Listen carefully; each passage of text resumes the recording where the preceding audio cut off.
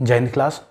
आज हम अपनी नई क्लास शुरू करते हैं। कल हम लोग ने सूफी संत जो चल रहा था उसमें चिश्ती संप्रदाय शुरू कर दिया, तो उसमें मोइनुद्दीन चिश्ती व नागौरी को कर लिया था।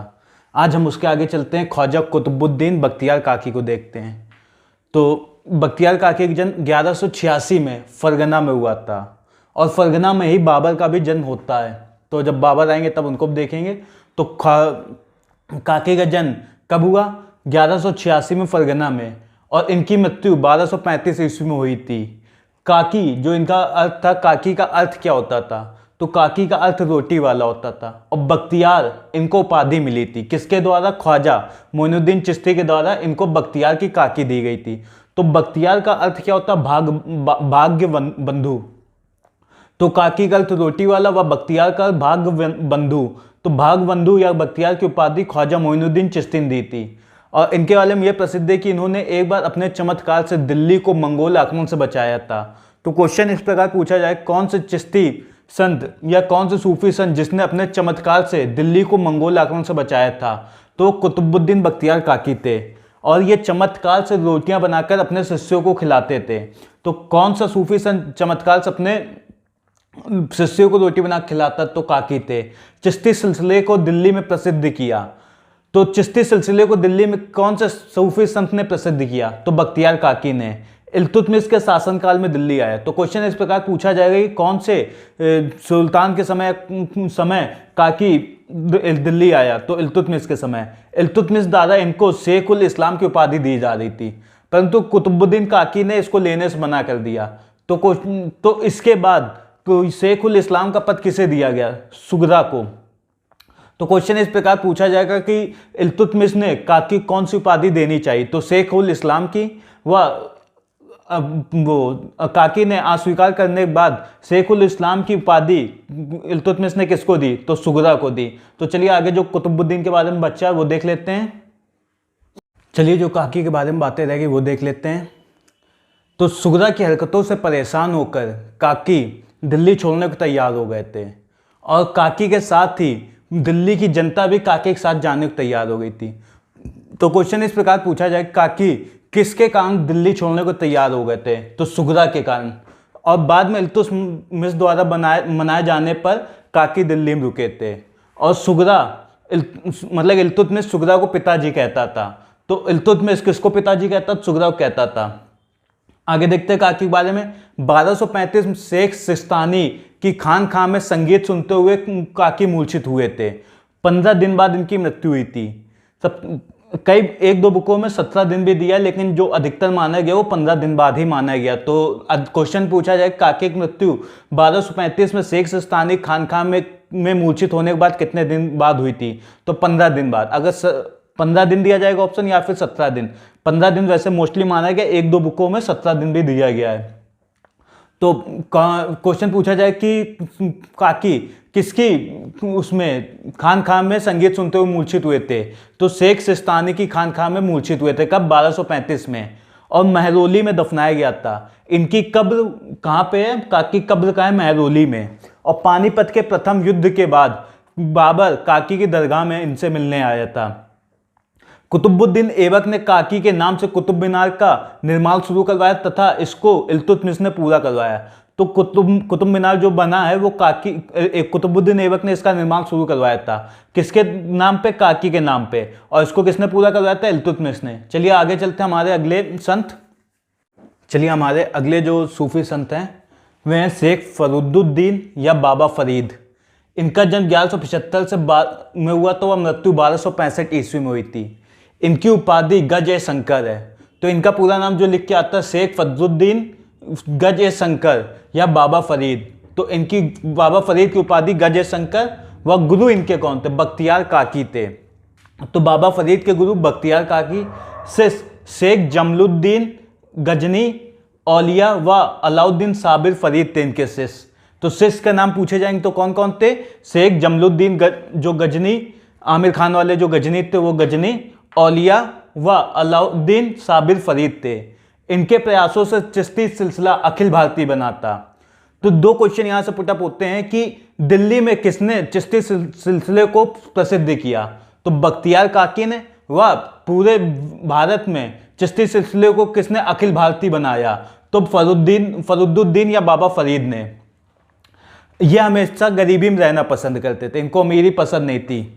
तो क्वेश्चन ये पूछा जाए कौन से सूफी संत जिन्हें गरीबी पसंद थी? तो बाबा फरीद को। अपने शिष्यों को उपदेश दिया कि कभी सुल्तान व अमीरों से मित्रता ना करें। बाबा फरीद चिल ए माकूस करते थे। चिल्ले माकूस शब्दावली में हमने करवाया था। चिल्ले माकूस होता था 48 दिन तक उल्टा लटक के तपस्या करना, और एक इसी से मिलता जुलता शब्द था चिल्ला। तो 40 दिनों तक जो तपस्या होती थी, चिल ए माकूस 48 दिन तक उल्टा लटकना, व चिल्ला 40 दिनों तक तपस्या करना। तो बाबा फरीद क्या करते? चिल ए माकूस करते थे, 48 दिन तक उल्टा लटक के तपस्या करते थे। फरीद के जकारिया से अच्छे संबंध थे, और फरीद ने बलबन की पुत्री हुजैरा से विवाह किया था। जो बलबन सुल्तान बना था आगे, उसकी पुत्री जो हुजैरा थे, उसका विवाह किससे हुआ था? बाबा फरीद से। तो क्वेश्चन इस प्रकार पूछा जाएगा कि बलबन की पुत्री हुजैरा का विवाह कौन से सूफी संत से हुआ? तो बाबा फरीद से। फरीद के वचन गुरु ग्रंथ साहिब में संकलित हैं। तो फरीद के वचन किस में संकलित हैं? गुरु ग्रंथ साहिब में। फरीद को पंजाबी भाषा का प्रथम कवि मानते हैं। तो पंजाबी भाषा का प्रथम कवि कौन है? बाबा फरीद। पंजाबी भाषा का प्रथम कवि अगर पेपर में पूछा जाए तो आप सिंह या सरदार देख के, सिंह जो सरदार अधिकतर होते हैं उनके आगे सिंह लिखा रहता है, उसको देख के ना टिक करिएगा। तो पंजाबी भाषा का प्रथम कवि फरीद को माना जाता है। चलिए फरीद के बारे में दो तीन चीजें रह गई, वो भी देख लेते हैं। चलिए जो बातें बाबा फरीद के बारे में रह गई तो वो जान लेते हैं। इनकी मृत्यु 1265 ईस्वी में हुई थी। कहाँ पे? पाक पाटन अजोधन में। और फरीद की मृत्यु के बाद चिश्ती संप्रदाय 2 उपशाखाओं में बट गया था। तो ये 2 उपशाखाएं कौन कौन सी? सबरी उपशाखा, जिसके संस्थापक अलाउद्दीन साबिर या जलाली हैं। दूसरी निजामी उपशाखा, जिसके संस्थापक निजामुद्दीन औलिया हैं। तो क्वेश्चन इस प्रकार पूछा जाएगा कि किसकी मृत्यु के बाद चिश्ती संप्रदाय 2 शाखाओं में बट गया था? बाबा फरीद। कौन कौन सा 2 उपशाखाएं थी? सबरी व निजामी। सबरी के संस्थापक अलाउद्दीन साबिर या जलाली। निजामी उपशाखा के निजामुद्दीन औलिया। निजामुद्दीन औलिया सबसे भोकाली इंसान थे संतों में, जो सीधे वो सुल्तानों से मैटर ले लेते थे। तो चलिए अगले हमारे निजामुद्दीन औलिया, उनके बारे में देखते हैं। अगले हमारे संत निजामुद्दीन औलिया। ये सबसे प्रसिद्ध चिश्ती संत व सबसे ताकतवर, या सबसे कानपुर की लोकल लैंग्वेज जो कहते हैं कि सबसे भोकाली चिश्ती संत निजामुद्दीन औलिया थे, जिनका भोकाल बहुत टाइट था। ये सीधे सुल्तानों से लड़ाई करते थे। तो निजामुद्दीन औलिया के बारे में देख लेते हैं। इनका जन्म 1236 ईस्वी बदायूं में हुआ था। मृत्यु 1325 ईस्वी में हुई थी। इनकी औलिया की मृत्यु की खबर सुनकर अमीर खुसरो ने भी अपने प्राण त्याग दिए थे। तो इनके सबसे प्रिय शिष्य भी अमीर खुसरो ही थे औलिया के। तो औलिया के जन्म 1236 बदायूं, मृत्यु 1325। और औलिया की खबर सुनकर कौन अगले दिन खत्म हो गया था? तो अमीर खुसरो। इनकी उपाधि देख लेते हैं। इनकी उपाधि औलिया की महबूब ए इलाही, सुल्तान उल औलिया, सुल्तान उल मशेख, शेखों में सुल्तान। तो क्वेश्चन ये पूछा जाएगा सुल्तान उल मशेख का अर्थ क्या है? तो शेखों में सुल्तान। और ये किसकी उपाधि है? और औलिया की। और योगी सिद्ध, सबसे लोकप्रिय चिश्ती संत। तो क्वेश्चन पूछा जाएगा सबसे लोकप्रिय चिश्ती संत कौन थे? निजामुद्दीन औलिया। इनके शिष्य देख लेते हैं कौन कौन थे। नसरुद्दीन चिराग के दिल्ली, अमीर खुसरो, हसन देलवी और सिराज भाई। तो अमीर खुसरो इनकी मृत्यु के अगले दिन खत्म हो गए थे, और सबसे प्रिय शिष्य भी अमीर खुसरो ही थे। औलिया के जनाजे की नमाज सूरावर्दी शेख रुकनुद्दीन ने पढ़ी। यह क्वेश्चन पूछा जा चुका है पेपरों में कि औलिया के जनाजे की नमाज किसने पढ़ी? तो सूरावर्दी शेख रुकनुद्दीन ने पढ़ी थी। इनकी माता बीबी जुलेखा थी। जब हम लोग ने महिला सूफी संत किया था तो इनकी माता का नाम भी हम लोग ने लिखा था बीबी जुलेखा। तो ये महिला सूफी संत थी। तो बीबी जुलेखा कौन थी? औलिया की माता। औलिया को संगीत बहुत पसंद था। तो चलिए औलिया के बारे में जो मेन पॉइंट रहेगा वो देख लेते हैं। चलिए जो औलिया के बारे में बातें रहेंगी तो वो देख लेते हैं। अब इनके पंगे होते हैं। मुबारक खिलजी सबसे पहले। तो मुबारक खिलजी ने औलिया को जो दिल्ली में जामा मस्जिद वहाँ नमाज पढ़ने के लिए बुलाया था, परंतु औलिया ने कहा कि मेरे घर के पास जो मस्जिद है उसका मुझ पर ज़्यादा अधिकार है।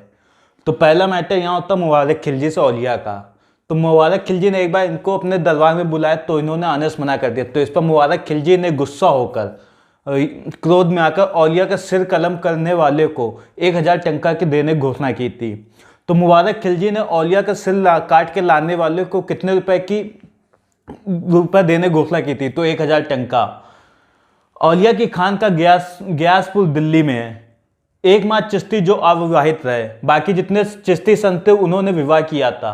तो एकमात्र चिश्ती संत जो अविवाहित रहे, औलिया और इनकी खान का ग्यासपुर दिल्ली में है, यमुना नदी के किनारे पर है। औलिया ने खुसराव शाह से 5 लाख रुपए टंका भेंट ली थी, वह उन्हें अपने भक्तों में बांट दिया था। तो औलिया ने किससे 5 लाख रुपए टंका भेंट ली थी? तो खुसराव शाह से। इसी धन को लेकर निजामुद्दीन औलिया व गयासुद्दीन तुगलक के बीच फिर विवाद हुआ।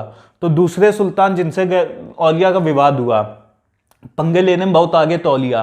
तो औलिया और गयासुद्दीन तुगलक का बीच विवाद क्यों हुआ? 5 लाख टंका गयासुद्दीन तुगलक ने इनसे वापस मांग लिए थे। इन्होंने कहा हमने तो सारा धन बांट दिया। गयासुद्दीन ने बंगाल अभियान से धमकी दी थी कि जब तक मैं दिल्ली आऊं तब तक दिल्ली छोड़ देना। तो गयासुद्दीन उस समय बंगाल अभियान पे था। तो गयासुद्दीन तुगलक ने वहां से इनको कहा था कि मतलब पत्र द्वारा संदेश भेजा था कि जब तक मैं दिल्ली वापस आऊं तब तक तुम दिल्ली छोड़ देना। तो इस पर औलिया ने उनको उत्तर दिया था कि हुनुज दिल्ली दूरस्थ, मतलब अभी दिल्ली दूर है। और अगले ही चलिए इसके बाद आगे कहानी आगे देखते हैं। निजामुद्दीन औलिया के बारे में जो बातें रहेगी वो जान लेते हैं। जब गयासुद्दीन तुगलक ने निजामुद्दीन औलिया को ये पत्र लिख के भेजा कि जब तक मैं दिल्ली वापस आऊंगा तब तक तुम दिल्ली छोड़ के चले जाना, तो औलिया ने इसका जवाब दिया कि हुनुद दिल्ली दूरस्थ। तो गयासुद्दीन तुगलक दिल्ली के पास अफगानपुर था, वहां रात को विश्राम कर रहे थे। तो इनके ऊपर लकड़ी का जो महल बनवाया गया था वो गयासुद्दीन तुगलक के ऊपर गिर गया था। हुनुद दिल्ली दूरस्थ कहने के बाद तो अफगानपुर में लकड़ी के महल गयासुद्दीन तुगलक के ऊपर गिर गया था। तो इससे और गयासुद्दीन तुगलक की मृत्यु हो गई थी। वह औलिया का प्रभाव इससे बढ़ गया। तो इन्होंने पहले तो औलिया ने इनको धमकी दी कि हुनुद दिल्ली दूरस्थ, मतलब कि एक शब्द कहा कि अभी दिल्ली दूर है। वह अगले 1-2 दिन बाद गयासुद्दीन तुगलक की मृत्यु हो गई दिल्ली के पास पहुंचने में। कहां पर? अफगानपुर में लकड़ी का महल गिरने से। तो क्वेश्चन इस प्रकार पूछा जाएगा कि गयासुद्दीन तुगलक की मृत्यु कहां हुई? अफगानपुर में। किस कारण हुई? लकड़ी का महल गिरने से। तो औलिया ने 7 सुल्तानों का समय देखा। औलिया ने कितने सुल्तानों का समय देखा? 7 सुल्तानों का। अलाउद्दीन खिलजी ने इनसे मिलने का प्रयास किया। तो इन्होंने कहा था कि मतलब अलाउद्दीन खिलजी ने अमीर खुसरो से कहा था कि मुझे औलिया से मिलवा दो। तो औलिया ने अमीर खुसरो के पास संदेश भेजा था कि मेरे घर के 2 दरवाजे हैं, यदि सुल्तान एक दरवाजे से आएगा तो मैं दूसरे से बाहर चला जाऊंगा। तो ये अलाउद्दीन खिलजी से भी नहीं मिले थे, मतलब कि ये औलिया थे वो सुल्तानों से तो कभी नहीं मिले हैं। औलिया और 7 सुल्तानों का समय देखा औलिया ने। औलिया ने एक नई व्यवस्था की शुरुआत की थी, मुंडन व व्यायाम व्यवस्था की शुरुआत की थी। किसने? औलिया ने। औलिया ने सुलह कुल की सिद्धांत दिया था। तो सुलह कुल का सिद्धांत किसके द्वारा, कौन सा सूफी संत द्वारा दिया गया? तो औलिया के द्वारा। औलिया की इच्छा थी कि उसकी कब्र पर कोई इमारत ना बने, परंतु MBT ने उनकी कब्र पर मकबरा बनाया। तो क्वेश्चन इस प्रकार पूछा जाए कि मकबरा औलिया की कब्र पर मकबरा किस शासक द्वारा बनवाया गया? तो मोहम्मद बिन तुगलक MBT के द्वारा। इनके साथ जो इनकी कब्र है उसमें बरनी व अमीर खुसरो को भी दफनाया गया है। जो औलिया की कब्र है उसी कब्र में बरनी व अमीर खुसरो को भी दफनाया गया है। और इनकी दरगाह में जो जहाँ कब्र है उसके ऊपर जो बिल्डिंग बनी उसको दरगाह कहते थे। वहाँ जहाँ आरा व अदागा खान की भी कब्रें हैं, अतग्गा खान की। तो दरगाह में जहाँ आरा व अतग्गा खान की भी कब्रें हैं। और दरगाह के अंदर ही एक और मकबरा बना है, वो है मोहम्मद शाह रंगीला का। तो क्वेश्चन ये पूछा जाए कि इनके साथ या औलिया के साथ किनको दफनाया गया है उनकी कब्र में? अमीर खुसरो व बरनी को। इनके साथ और किसकी कब्रें हैं? जहां आरा व अतग्गा खान की। और औलिया के मकबरे के अंदर एक मकबरा किसका है? तो मोहम्मद शाह रंगीला का है। तो चलिए 2-3 बातें निजामुद्दीन औलिया की रहेगी वो भी देख लेते हैं। आंटी चलिए निजामुद्दीन औलिया के बारे में जो बातें रहेंगी तो वो देख लेते हैं। इन्होंने रहतुल कुलुब नामक किताब लिखी थी। तो रहतुल कुलुब नामक किताब किसकी है? तो औलिया की है। औलिया ने एक बार कहा था कि कुछ हिंदू जानते हैं कि इस्लाम धर्म सच्चा है, लेकिन वे इस्लाम को कबूल नहीं करते हैं। तो क्वेश्चन इस प्रकार पूछा जाए कि यह कथन किसका है? कि कुछ हिंदू जानते हैं कि इस्लाम धर्म सच्चा धर्म है, लेकिन वे इस्लाम को कबूल नहीं करते। तो निजामुद्दीन औलिया का है। तो यहाँ से हमारे निजामुद्दीन औलिया खत्म होते हैं। तो अगले संत आते शेख नसरुद्दीन महमूद। शेख नसरुद्दीन महमूद की उपाधि क्या थी? चिराग ए दिल्ली, और इनका जन्म अयोध्या में हुआ था। और एकमात्र सूफी संत जो केवल दोपहर को सोते थे। तो क्वेश्चन इस प्रकार पूछा जाए कि कौन सा सूफी संत जो केवल दोपहर को सोता था? नसरुद्दीन महमूद थे। जब ठट्टा में एमबीटी की मृत्यु हुई थी तब वह उसी सिविल में थे जिस सिविल में एमबीटी मोहम्मद बिन तुगलक की मृत्यु हुई थी। और नसरुद्दीन महमूद ने फिरोज शाह तुगलक को सुल्तान बनने में बड़ी भूमिका निभाई थी। तो दो क्वेश्चन इस प्रकार पूछे जाएंगे कि एमबीटी की मृत्यु जब हुई थी उस समय उनके सिविल में कौन सा सूफी संत था? शेख नसरुद्दीन महमूद। वह फिरोज शाह तुगलक को सुल्तान बनाने में कौन से सूफी संत का हाथ था? तो शेख नसरुद्दीन महमूद का था। और एकमात्र चिश्ती संत जिनके राज्य के साथ अच्छे संबंध थे। तो एकमात्र चिश्ती संत जिसके राज्य के साथ संबंध थे वह कौन थे? शेख नसरुद्दीन महमूद। और अपना उत्तराधिकारी नहीं चुना। तो क्वेश्चन पूछा जाए कौन से चिश्ती सूफी संत ने अपना उत्तराधिकारी नहीं चुना? तो शेख नसरुद्दीन महमूद ने। तो चलिए महमूद की कुछ बातें रहेगी वो भी देख लेते हैं। चलिए जो शेख नसरुद्दीन महमूद के बारे में जो बातें रह गई तो वो भी जान लेते हैं। इनकी रचना तौहीद ए वजूदी थी। तो तौहीद ए वजूदी किसकी रचना? नसरुद्दीन महमूद की। औलिया ने इनको इब्राहिम अदम कहा है। तो इब्राहिम अदम औलिया ने किसको कहा है? नसरुद्दीन महमूद को। इनकी मृत्यु 1356 में हुई थी। और इन्होंने कहा था कि मेरे साथ मेरे स्मृति चिन्ह वस्त्र व कटोरा को भी साथ दफनाया जाए। तो क्वेश्चन ये पूछा जाए कि किसने, यह कथन किसका है कि मेरे साथ मेरे स्मृति चिन्ह वस्त्र व कटोरा को भी साथ दफनाया जाए? तो नसरुद्दीन महमूद का। अगले हमारे हैं संत शेख सिराजुद्दीन उस्मानी। इनकी उपाधि, उपनाम व प्रचार केंद्र भी पूछा जाता है। तो शेख सिराजुद्दीन उस्मानी की उपाधि आईने हिंद, इनका उपनाम सिराज भाई व प्रचार केंद्र बंगाल था। तो चलिए हम आगे चलते हैं अपने अगले सूफी संत के बारे में। हमारे अगले सूफी संत हैं अब्दुल कुद्दस गंगोही। इन्हें अलग दास भी कहते हैं। तो क्वेश्चन पूछेगा कि अलग दास किसे कहते हैं? कुद्दस गंगोही को कहते हैं। यह पेड़ से उल्टा लटक कर प्रार्थना करते थे। सिकंदर लोदी व बाबर को भारत में शरीयत लागू करने को कहा। शरीयत कानून जो अभी प्रेजेंट टाइम जो अफगानिस्तान में सरकार बनी है वहाँ जिस प्रकार से शरीयत कानून लागू है उसी प्रकार भारत में भी शरीयत लागू करने को कहा था। पुस्तक रसदनामा है। तो पुस्तक रसदनामा किसकी पुस्तक है? कुद्दस गंगोही की। उसके बाद आते हैं हमारे कुतुब्बन। अगले संत है कुतुब्बन। इनकी पुस्तक मृगावती है। इन्हें जौनपुर के अंतिम सरकी शासक हुसैन शाह ने संरक्षण दिया था। तो क्वेश्चन पूछा जाएगा कि हुसैन शाह ने जो अंतिम जौनपुर का सरकी शासक था किस सूफी संत को संरक्षण दिया? तो कुतुब्बन को। चलिए अगले हमारे कुछ सूफी संत बच्चे हैं वो भी देख लेते हैं। अगले हमारे सूफी संत है शेख सलीम चिश्ती। इनकी उपाधि शेख उल हिंद है। यह अकबर के शासनकाल में थे, अकबर के संरक्षण में थे। तो अकबर इनका बहुत सम्मान करता था। तो शेख सलीम चिश्ती की उपाधि शेख उल हिंद व अकबर के संरक्षण में थे। इनका मकबरा फतेहपुर सीकरी में है जो अकबर के द्वारा बनवाया गया है। और शेख सलीम चिश्ती बाबा फरीद के वंशज थे। सलीम चिश्ती ने 24 बार मक्का की यात्रा की और चिश्ती सिलसिले को शिखर पर पहुंचाया। तो चिश्ती सिलसिले को शिखर पर किसने पहुंचाया? सलीम चिश्ती ने। अकबर के दो पुत्रों का जन्म शेख सलीम चिश्ती की दरगाह में हुआ था। एक सलीम, दूसरा मुराद। यह अकबर का दूसरा बेटा था। कल हमने सलीम के जन्म के बाद जब अकबर मोइनुद्दीन चिश्ती की दरगाह में जाते हैं तो वहाँ यह भी बता दिया था कि सलीम का जन्म मोइनुद्दीन चिश्ती की दरगाह में हुआ। तो वो पॉइंट गलत है। खाली इतना था कि अकबर जब सलीम का जन्म होता है उसके बाद दूसरी बार उसकी दरगाह में जाते हैं मोइनुद्दीन चिश्ती की। तो अकबर के दो पुत्रों का जन्म कहाँ हुआ, किसकी दरगाह में हुआ? शेख सलीम चिश्ती। कौन कौन पुत्र? एक सलीम, दूसरा मुराद। चलिए अब कुछ पॉइंट रह गए हैं फिर चिश्ती के देख लेते हैं। चलिए हम नॉर्थ के सिलसिले देख चुके हैं। अब साउथ में चिश्ती सिलसिला, दक्षिण में चिश्ती सिलसिला। तो दक्षिण में चिश्ती सिलसिला की शुरुआत कौन से शासक के समय हुई? तो एमबीटी मोहम्मद बिन तुगलक के समय। सबसे पहले शेख बुरहानुद्दीन गरीब ने दौलताबाद में चिश्ती सिलसिले की नींव डाली। तो सबसे पहले दक्षिण में कहां पर चिश्ती सिलसिले की नींव डाली गई? दौलताबाद में। और किसने डाली? शेख बुरहानुद्दीन गरीब ने। और गेसु दराज ने दक्षिण में चिश्ती सिलसिले को प्रसिद्ध किया। तो दक्षिण में चिश्ती संप्रदाय को किसने प्रसिद्ध किया? गेसु दराज ने। गेसु दराज की उपाधि क्या है? बंदा नवाज। व इनकी रचना मिरात उल आसिकिन है। तो गैसीदुर्राज ने दक्षिण में चिश्ती सिलसिला को प्रसिद्ध किया। उपाधि बंदा नवाज व रचना मिराज उल आस्किन है। बंगाल के शासक, ये अन्य 2 पॉइंट हैं। बंगाल के शासक हुसैन शाह का सत्यवीर आंदोलन भी चिश्ती संप्रदाय से प्रभावित था। तो क्वेश्चन ये इस प्रकार पूछा जाएगा, सत्यवीर आंदोलन किसके द्वारा चलाया गया? तो बंगाल के शासक हुसैन शाह के द्वारा। और सत्यवीर आंदोलन किससे प्रभावित था? चिश्ती संप्रदाय से। और औरंगजेब के समय शेख कलीमुल्लाह ने चिश्ती सिलसिले को पुनर्जीवित करने का प्रयास किया। तो क्वेश्चन पूछा जाएगा कि औरंगजेब के समय किसने चिश्ती सिलसिले को पुनर्जीवित करने का प्रयास किया? तो शेख कलीमुल्लाह ने।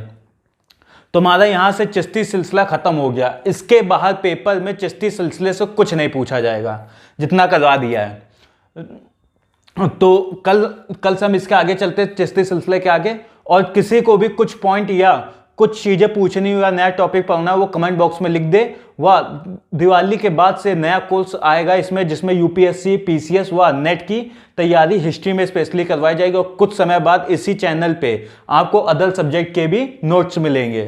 तो चलिए आज के लिए जय हिंद, फिर कल मिलते हैं।